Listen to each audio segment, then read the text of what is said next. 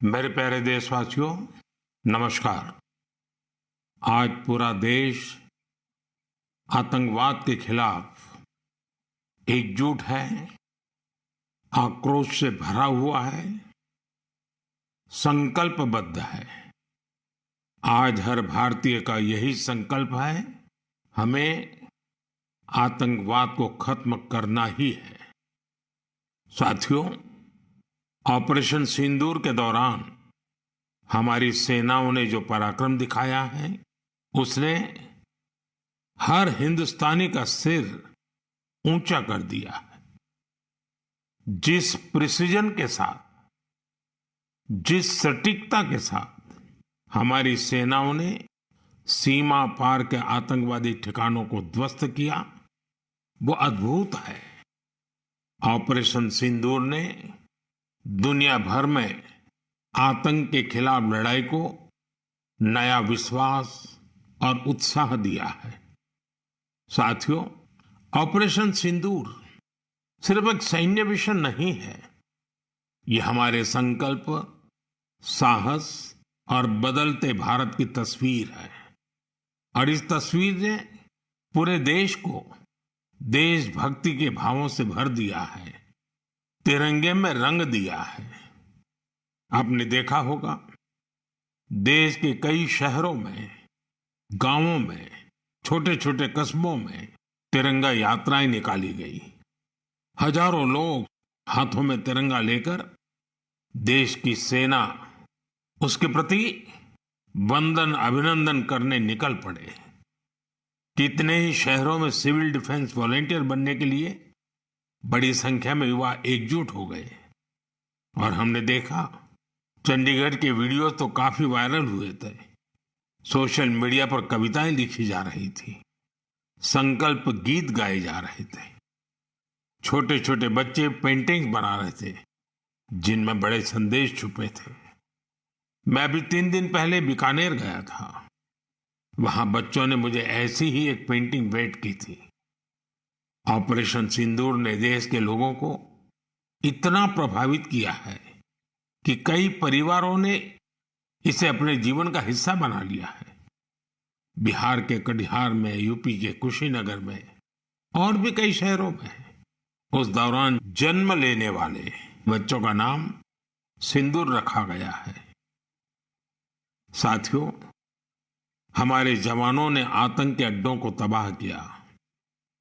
यह उनका अदम्य साहस था और उसमें शामिल थी भारत में बने हथियारों, उपकरणों और टेक्नोलॉजी की ताकत। उसमें आत्मनिर्भर भारत का संकल्प भी था। हमारे इंजीनियर्स, हमारे तकनीशियन, हर किसी का पसीना इस विजय में शामिल है। इस अभियान के बाद पूरे देश में वोकल फॉर लोकल को लेकर एक नई ऊर्जा दिख रही है।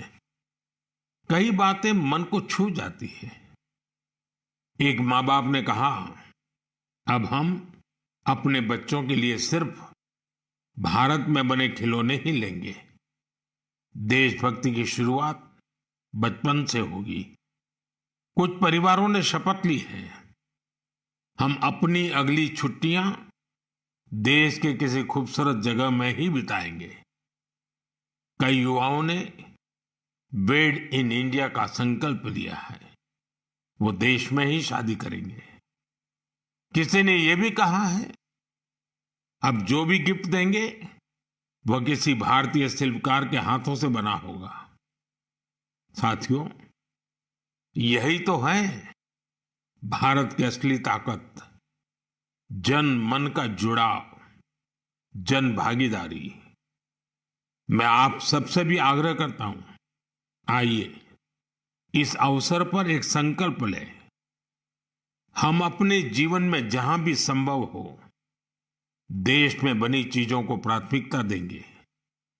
यह सिर्फ आर्थिक आत्मनिर्भरता की बात नहीं है, यह राष्ट्र के निर्माण में भागीदारी का भाव है। हमारा एक कदम भारत की प्रगति में बहुत बड़ा योगदान बन सकता है। साथियों, बस से कहीं आना जाना कितनी सामान्य बात है। लेकिन मैं आपको एक ऐसे गांव के बारे में बताना चाहता हूं जहां पहली बार एक बस पहुंची। इस दिन का वहां के लोग वर्षों से इंतजार कर रहे थे, और जब गांव में पहली बार बस पहुंची तो लोगों ने ढोल नगाड़े बजाकर उसका स्वागत किया। बस को देखकर लोगों की खुशी का ठिकाना नहीं था। गांव में पक्की सड़क थी, लोगों को जरूरत थी, लेकिन पहले कभी यहां बस नहीं चल पाई थी। क्यों? क्योंकि ये गांव माओवादी हिंसा से प्रभावित था। यह जगह है महाराष्ट्र के गढ़चिरौली जिले में, और इस गांव का नाम है काटेजरी। काटेजरी में आए इस परिवर्तन को आसपास के पूरे क्षेत्र में महसूस किया जा रहा है। अब यहां हालात तेजी से सामान्य हो रहे हैं। माओवाद के खिलाफ सामूहिक लड़ाई से अब ऐसे क्षेत्रों तक भी बुनियादी सुविधाएं पहुंचने लगी हैं। गांव के लोगों का कहना है कि बस के आने से उन लोगों का जीवन बहुत आसान हो जाएगा। साथियों, मन की बात में हम छत्तीसगढ़ में हुए बस्तर ओलंपिक और माओवाद प्रभावित क्षेत्रों में साइंस लैब पर चर्चा कर चुके हैं। यहाँ के बच्चों में साइंस का पैशन है, वो स्पोर्ट्स में भी कमाल कर रहे हैं। ऐसे प्रयासों से पता चलता है कि इन इलाकों में रहने वाले लोग कितने साहसी होते हैं। इन लोगों ने तमाम चुनौतियों के बीच अपने जीवन को बेहतर बनाने की राह चुनी है। मुझे यह जानकर भी बहुत खुशी हुई कि 10वीं और 12वीं की परीक्षाओं में दंतेवाड़ा जिले के नतीजे बहुत शानदार रहे हैं। करीब 95% रिजल्ट के साथ ये जिला 10वीं के नतीजों में टॉप पर रहा। वहीं 12वीं की परीक्षा में इस जिले ने छत्तीसगढ़ में छठा स्थान हासिल किया। सोचिए, जिस दंतेवाड़ा में कभी माओवाद चरम पर था, वहां आज शिक्षा का परचम लहरा रहा है। ऐसे बदलाव हम सभी को गर्व से भर देते हैं। मेरे प्यारे देशवासियों, अब मैं लायंस, शेरों से जुड़ी एक बड़ी अच्छी खबर आपको बताना चाहता हूं। पिछले केवल 5 वर्षों में गुजरात के गीर में शेरों की आबादी 674 से बढ़कर 891 हो गई है। 674 से 891। लायन सेंसस के बाद सामने आई शेरों की ये संख्या बहुत उत्साहित करने वाली है। साथियों, आप में से बहुत से लोग यह जानना चाह रहे होंगे कि आखिर ये एनिमल सेंसस होती कैसे है। ये एक्सरसाइज बहुत ही चुनौतीपूर्ण है। आपको यह जानकर हैरानी होगी कि लायन सेंसस 11 जिलों में 35,000 वर्ग किलोमीटर के दायरे में की गई थी। सेंसस के लिए टीमों ने राउंड द क्लॉक यानी 2400 घंटे इन क्षेत्रों की निगरानी की। इस पूरे अभियान में वेरिफिकेशन और क्रॉस वेरिफिकेशन दोनों किए गए। इससे पूरी बारीकी से शेरों की गिनती का काम पूरा हो सका। साथियों, एशियाटिक लायन की आबादी में बढ़ोतरी ये दिखाती है कि जब समाज में ओनरशिप का भाव मजबूत होता है तो कैसे शानदार नतीजे आते हैं। कुछ दशक पहले गीर में हालात बहुत चैलेंजिंग थे, लेकिन वहां के लोगों ने मिलकर बदलाव लाने का बीड़ा उठाया। वहां लेटेस्ट टेक्नोलॉजी के साथ ही ग्लोबल बेस्ट प्रैक्टिसेस को भी अपनाया गया। इसी दौरान गुजरात ऐसा पहला राज्य बना जहां बड़े पैमाने पर फॉरेस्ट ऑफिसर के पद पर महिलाओं की तैनाती की गई। आज हम जो नतीजे देख रहे हैं उसमें इन सभी का योगदान है। वाइल्ड लाइफ प्रोटेक्शन के लिए हमें ऐसे ही हमेशा जागरूक और सतर्क रहना होगा। मेरे प्यारे देशवासियों, 2-3 दिन पहले ही मैं पहली राइजिंग नॉर्थ ईस्ट समिट में गया था। उससे पहले हमने नॉर्थ ईस्ट के सामर्थ्य को समर्पित अष्टलक्ष्मी महोत्सव भी मनाया था। नॉर्थ ईस्ट की बात ही कुछ और है। वहां का सामर्थ्य, वहां का टैलेंट वाकई अद्भुत है। मुझे एक दिलचस्प कहानी पता चली है क्राफ्टेड फाइबर्स की। क्राफ्टेड फाइबर्स ये सिर्फ एक ब्रांड नहीं, सिक्किम की परंपरा, बुनाई की कला और आज के फैशन की सोच, तीनों का सुंदर संगम है। इसकी शुरुआत की डॉक्टर चेवांग नोरबू भूटिया ने।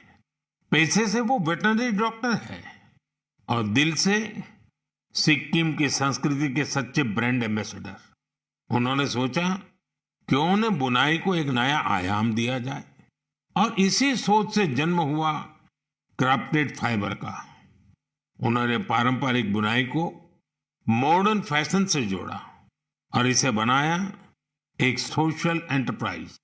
अब उनके यहाँ केवल कपड़े नहीं बनते, उनके यहाँ जिंदगियां बुनी जाती है।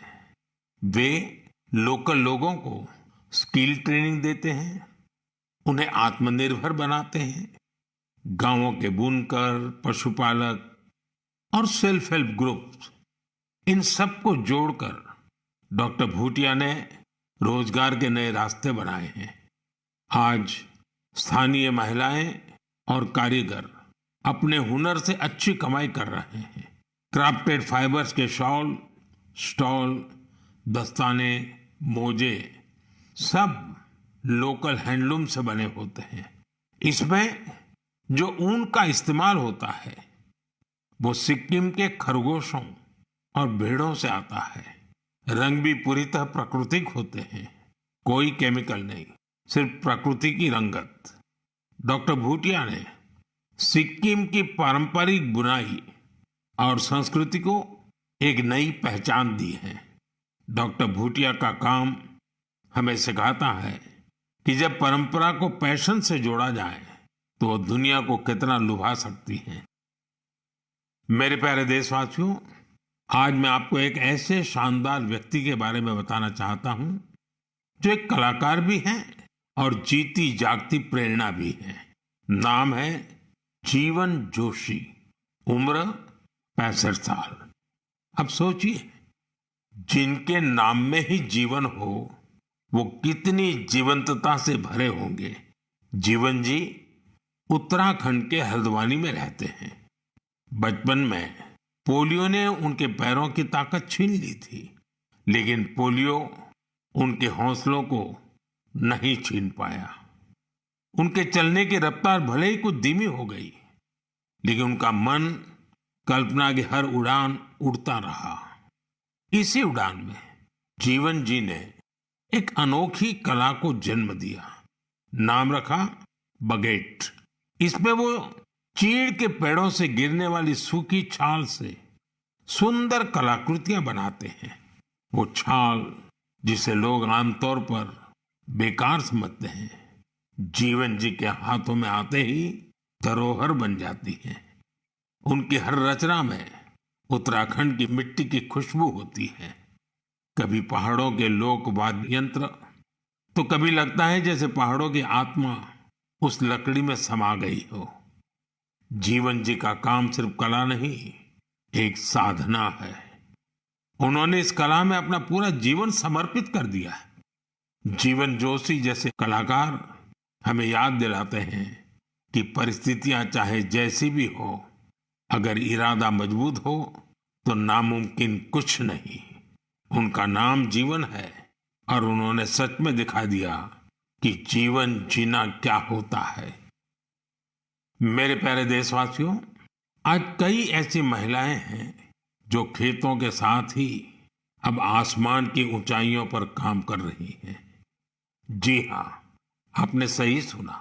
अब गांव की महिलाएं ड्रोन दीदी बनकर ड्रोन उड़ा रही हैं और उससे खेती में नई क्रांति ला रही है। साथियों, तेलंगाना के संगारेड्डी जिले में कुछ समय पहले तक जिन महिलाओं को दूसरों पर निर्भर रहना पड़ता था, आज वही महिलाएं ड्रोन से 50 एकड़ जमीन पर दवा के छिड़काव का काम पूरा कर रही है। सुबह 3 घंटे, शाम 2 घंटे और काम निपट गया। धूप की तपन नहीं, जहर जैसे केमिकल्स का खतरा नहीं। साथियों, गांव वालों ने भी इस परिवर्तन को दिल से स्वीकार किया है। अब ये महिलाएं ड्रोन ऑपरेटर नहीं, स्काई वॉरियर्स के नाम से जानी जाती हैं। ये महिलाएं हमें बता रही हैं, बदलाव तब आता है जब तकनीक और संकल्प एक साथ चलते हैं। मेरे प्यारे देशवासियों, अंतर्राष्ट्रीय योग दिवस में अब 1 महीने से भी कम समय बचा है। ये अवसर याद दिलाता है कि अगर आप अब भी योग से दूर हैं, तो अब योग से जुड़े। योग आपका जीवन जीने का तरीका बदल देगा। साथियों, 21 जून 2015 में योग दिवस की शुरुआत के बाद से ही इसका आकर्षण लगातार बढ़ रहा है। इस बार भी योग दिवस को लेकर दुनिया भर में लोगों का जोश और उत्साह नजर आ रहा है। अलग अलग संस्थान अपनी तैयारियां साझा कर रहे हैं। बीते वर्षों की तस्वीरों ने बहुत प्रेरित किया है। हमने देखा है, अलग अलग देशों में किसी साल लोगों ने योग चेन बनाई, योग रिंग बनाई। ऐसी बहुत ही तस्वीरें हैं जहां एक साथ 4 जनरेशन मिलकर योग कर रही हैं। बहुत से लोगों ने अपने शहर की आइकॉनिक प्लेसेस को योग के लिए चुना। आप भी इस बार कुछ इंटरेस्टिंग तरीके से योग दिवस मनाने के बारे में सोच सकते हैं। साथियों, आंध्र प्रदेश की सरकार ने योग आंध्र अभियान शुरू किया है। इसका उद्देश्य पूरे राज्य में योग संस्कृति को विकसित करना है। इस अभियान के तहत योग करने वाले 10 लाख लोगों का एक पूल बनाया जा रहा है। मुझे इस वर्ष विशाखापत्तनम में योग दिवस कार्यक्रम में शामिल होने का अवसर मिलेगा। मुझे जानकर अच्छा लगा कि इस बार भी हमारे युवा साथी देश की विरासत से जुड़ी आइकॉनिक प्लेसेस पर योग करने वाले हैं। कई युवाओं ने नए रिकॉर्ड बनाने और योग चेन का हिस्सा बनने का संकल्प लिया है। हमारे कॉरपोरेट्स भी इसमें पीछे नहीं है। कुछ संस्थानों ने ऑफिस में ही योग अभ्यास के लिए अलग स्थान तय कर दिया है। कुछ स्टार्टअप्स ने अपने ऑफिस योग अवर्स तय कर दिए हैं। ऐसे भी लोग हैं जो गांवों में जाकर योग सिखाने की तैयारी कर रहे हैं। हेल्थ और फिटनेस को लेकर लोगों की ये जागरूकता मुझे बहुत आनंद देती है। साथियों, योग दिवस के साथ साथ आयुर्वेद के क्षेत्र में भी कुछ ऐसा हुआ है जिसके बारे में जानकर आपको बहुत खुशी होगी। कल ही यानी 24 मई को WHO के डायरेक्टर जनरल और मेरे मित्र तुलसी भाई की मौजूदगी में एक MOU साइन किया गया है। इस एग्रीमेंट के साथ ही international classification of health interventions के तहत एक डेडिकेटेड ट्रेडिशनल मेडिसिन मॉड्यूल पर काम शुरू हो गया है। इस पहल से आयुष को पूरी दुनिया में वैज्ञानिक तरीके से अधिक लोगों तक पहुंचाने में मदद मिलेगी। साथियों, आपने स्कूलों में ब्लैक बोर्ड तो देखा होगा, लेकिन अब कुछ स्कूलों में शुगर बोर्ड भी लगाया जा रहा है। ब्लैक बोर्ड नहीं, शुगर बोर्ड। CBSE की इस अनोखी पहल का उद्देश्य है बच्चों को उनके शुगर इंटेक के प्रति जागरूक करना। कितनी चीनी लेनी चाहिए और कितनी चीनी खाई जा रही है, ये जानकर बच्चे खुद से ही हेल्दी विकल्प चुनने लगे हैं। ये एक अनोखा प्रयास है और इसका असर भी बड़ा पॉजिटिव होगा। बचपन से ही स्वस्थ जीवन शैली की आदतें डालने में यह काफी मददगार साबित हो सकता है। कई अभिभावकों ने इसे सराहा है और मेरा मानना है ऐसी पहल दफ्तरों, कैंटीनों और संस्थानों में भी होनी चाहिए। आखिरकार सेहत है तो सब कुछ है। फिट इंडिया ही स्ट्रांग इंडिया की नींव है। मेरे प्यारे देशवासियों, स्वच्छ भारत की बात हो और मन की बात के श्रोता पीछे रहें, ऐसा कैसे हो सकता है भला? मुझे पूरा विश्वास है कि आप सब अपने अपने स्तर पर इस अभियान को मजबूती दे रहे हैं। लेकिन आज मैं आपको एक ऐसी मिसाल के बारे में बताना चाहता हूं जहां स्वच्छता के संकल्प ने पहाड़ जैसी चुनौतियों को भी मात दे दी। आप सोचिए, कोई व्यक्ति बर्फीली पहाड़ियों पर चढ़ाई कर रहा हो, जहां सांस लेना मुश्किल हो, कदम कदम पर जान को खतरा हो, और फिर भी वो व्यक्ति वहां सफाई में जुटा हो।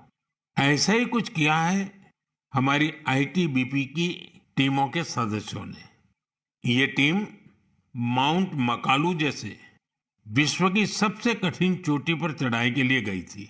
पर साथियों, उन्होंने सिर्फ पर्वतारोहण नहीं किया, उन्होंने अपने लक्ष्य में एक मिशन और जोड़ा, स्वच्छता का। चोटी के पास जो कचरा पड़ा था, उन्होंने उसे हटाने का बीड़ा उठाया। आप कल्पना कीजिए, 150 किलो से ज्यादा नॉन बायोडिग्रेडेबल वेस्ट इस टीम के सदस्य अपने साथ नीचे लाए। इतनी ऊंचाई पर सफाई करना कोई आसान काम नहीं है, लेकिन यह दिखाता है कि जहां संकल्प होता है वहां रास्ते अपने आप बन जाते हैं। साथियों, इसी से जुड़ा एक और जरूरी विषय है पेपर वेस्ट और रिसाइकलिंग। हमारे घरों और दफ्तरों में हर दिन बहुत सारा पेपर वेस्ट निकलता है। शायद हम इसे सामान्य मानते हैं, लेकिन आपको जानकर हैरानी होगी, देश के लैंडफिल वेस्ट का लगभग 1/4 हिस्सा कागज से जुड़ा होता है। आज जरूरत है हर व्यक्ति इस दिशा में जरूर सोचे। मुझे ये जानकर अच्छा लगा कि भारत के कई स्टार्टअप्स इस सेक्टर में शानदार काम कर रहे हैं। विशाखापत्तनम, गुरुग्राम, ऐसे कई शहरों में कई स्टार्टअप पेपर रिसाइकलिंग के इनोवेटिव तरीके अपना रहे हैं। कोई रिसाइकल पेपर से पैकेजिंग बोर्ड बना रहा है, कोई डिजिटल तरीकों से न्यूज़पेपर रिसाइकलिंग को आसान बना रहा है। जालना जैसे शहरों में कुछ स्टार्टअप 100% रिसाइकल मटेरियल से पैकेजिंग रोल और पेपर कोर बना रहे हैं। आप ये भी जानकर प्रेरित होंगे, 1 टन कागज की रिसाइकलिंग से 17 पेड़ कटने से बचते हैं और हजारों लीटर पानी की बचत होती है।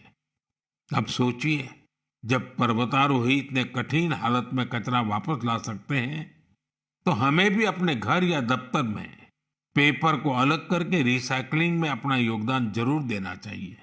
जब देश का हर नागरिक ये सोचेगा कि देश के लिए मैं क्या बेहतर कर सकता हूं, तभी मिलकर हम बड़ा परिवर्तन ला सकते हैं। साथियों, बीते दिनों खेलो इंडिया गेम्स की बड़ी धूम रही। खेलो इंडिया के दौरान बिहार के 5 शहरों ने मेजबानी की थी। वहां अलग अलग कैटेगरी के मैच हुए थे। पूरे भारत से वहां पहुंचे एथलीट्स की संख्या 5,000 से भी ज्यादा थी। इन एथलीट्स ने बिहार की स्पोर्टी स्पिरिट की, बिहार के लोगों से मिली आत्मीयता की बड़ी तारीफ की है। साथियों, बिहार की धरती बहुत खास है। इस आयोजन में यहाँ कई यूनिक चीजें हुई हैं। खेलो इंडिया यूथ गेम्स का ये पहला आयोजन था जो ओलंपिक चैनल के जरिए दुनिया भर में पहुंचा। पूरे विश्व के लोगों ने हमारे युवा खिलाड़ियों की प्रतिभा को देखा और सराहा। मैं सभी पदक विजेताओं, विशेषकर टॉप के 3 विनर्स महाराष्ट्र, हरियाणा और राजस्थान को बधाई देता हूं। साथियों, इस बार खेलो इंडिया में कुल 26 रिकॉर्ड बने। वेट लिफ्टिंग स्पर्धाओं में महाराष्ट्र की अस्मिता धोने, ओडिशा के हर्षवर्धन साहू और उत्तर प्रदेश के तुषार चौधरी के शानदार प्रदर्शन ने सबका दिल जीत लिया। वहीं महाराष्ट्र के साईराज परदेशी ने तो 3 रिकॉर्ड बना डाले। एथलेटिक्स में उत्तर प्रदेश के कादिर खान और शेख जिशान और राजस्थान के हंसराज ने शानदार प्रदर्शन किया। इस बार बिहार ने भी 36 मेडल्स अपने नाम किए। साथियों, जो खेलता है वही खिलता है। यंग स्पोर्टिंग टैलेंट के लिए टूर्नामेंट बहुत मायने रखता है। इस तरह के आयोजन भारतीय खेलों के भविष्य को और संवारने वाले हैं। मेरे प्यारे देशवासियों, 20 मई को वर्ल्ड बी डे मनाया गया, यानी एक ऐसा दिन जो हमें याद दिलाता है कि शहद सिर्फ मिठास नहीं, बल्कि सेहत, स्वरोजगार और आत्मनिर्भरता की मिसाल भी है। पिछले 11 वर्षों में मधुमक्खी पालन में भारत में एक स्वीट रिवॉल्यूशन हुआ है। आज से 10-11 साल पहले भारत में शहद उत्पादन एक साल में करीब 70-75 हजार मैट्रिक टन होता था। आज ये बढ़कर करीब करीब 1.25 मैट्रिक टन के आसपास हो गया है। यानी शहद उत्पादन में करीब 60% की बढ़ोतरी हुई है। हम हनी प्रोडक्शन और एक्सपोर्ट में दुनिया के अग्रणी देशों में आ चुके हैं। साथियों, इस पॉजिटिव इम्पैक्ट में राष्ट्रीय मधुमक्खी पालन और शहद मिशन की बड़ी भूमिका है। इसके तहत मधुमक्खी पालन से जुड़े हजारों किसानों को ट्रेनिंग दी गई, उपकरण दिए गए और बाजार तक उनकी सीधी पहुंच बनाई गई। साथियों, ये बदलाव सिर्फ आंकड़ों में नहीं दिखता, ये गांव की जमीन पर भी साफ नजर आता है। छत्तीसगढ़ के कोरिया जिले का एक उदाहरण है। यहाँ आदिवासी किसानों ने सोन हनी नाम से एक शुद्ध जैविक शहद ब्रांड बनाया है। आज वह शहद जैम समेत अनेक ऑनलाइन पोर्टल पर बिक रहा है। यानी गांव की मेहनत अब ग्लोबल हो रही है। इसी तरह उत्तर प्रदेश, गुजरात, जम्मू कश्मीर, पश्चिम बंगाल और अरुणाचल प्रदेश में हजारों महिलाएं और युवा अब हनी उद्यमी बन चुके हैं। साथियों, और अब शहद की केवल मात्रा नहीं, उसकी शुद्धता पर भी काम हो रहा है। कुछ स्टार्टअप अब एआई और डिजिटल टेक्नोलॉजी से शहद की गुणवत्ता को प्रमाणित कर रहे हैं। आप अगली बार जब भी शहद खरीदें तो इन हनी उद्यमियों द्वारा बनाए गए शहद को जरूर आजमाएं। कोशिश करें कि किसी लोकल किसान से, किसी महिला उद्यमी से भी शहद खरीदें, क्योंकि उस हर बूंद में स्वाद ही नहीं, भारत की मेहनत और उम्मीदें घुली होती हैं। शहद की ये मिठास आत्मनिर्भर भारत का स्वाद है। साथियों, जब हम शहद से जुड़े देशों के प्रयासों की बात कर रहे हैं, तो मैं आपको एक और पहल के बारे में बताना चाहता हूं। ये हमें याद दिलाती है कि हनी बीज की सुरक्षा सिर्फ पर्यावरण की नहीं, हमारी खेती और फ्यूचर जनरेशन की भी जिम्मेदारी है। ये उदाहरण है पुणे शहर का, जहां एक हाउसिंग सोसाइटी में मधुमक्खियों का एक छत्ता हटाया गया, शायद सुरक्षा के कारण या डर की वजह से। लेकिन इस घटना ने किसी को कुछ सोचने पर मजबूर कर दिया। अमित नाम के युवा ने तय किया कि बीज को हटाना नहीं, उन्हें बचाना चाहिए। उन्होंने खुद सीखा, मधुमक्खियों पर सर्च की और दूसरों को भी जोड़ना शुरू किया। धीरे धीरे उन्होंने एक टीम बनाई जिसे उन्होंने नाम दिया बी फ्रेंड्स, यानी बी मित्र। अब ये बी फ्रेंड्स मधुमक्खियों के छत्तों को एक जगह से दूसरी जगह सुरक्षित तरीके से ट्रांसफर करते हैं, ताकि लोगों को खतरा न हो और हनी बीज भी जिंदा रहे। अमित जी के इस प्रयास का असर भी बड़ा शानदार हुआ है। हनी बीज की कॉलोनी बच रही है, हनी प्रोडक्शन बढ़ रहा है और सबसे जरूरी है, लोगों में अवेयरनेस भी बढ़ रही है। ये पहल हमें सिखाती है कि जब हम प्रकृति के साथ तालमेल में काम करते हैं तो उसका फायदा सबको मिलता है। मेरे प्यारे देशवासियों, मन की बात के इस एपिसोड में इस बार इतना ही।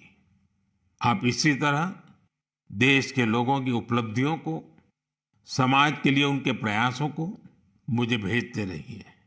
मन की बात के अगले एपिसोड में फिर मिलेंगे। कई नए विषयों और देशवासियों की नई उपलब्धियों की चर्चा करेंगे। मुझे आपके संदेशों का इंतजार है। आप सबका बहुत बहुत धन्यवाद। नमस्कार।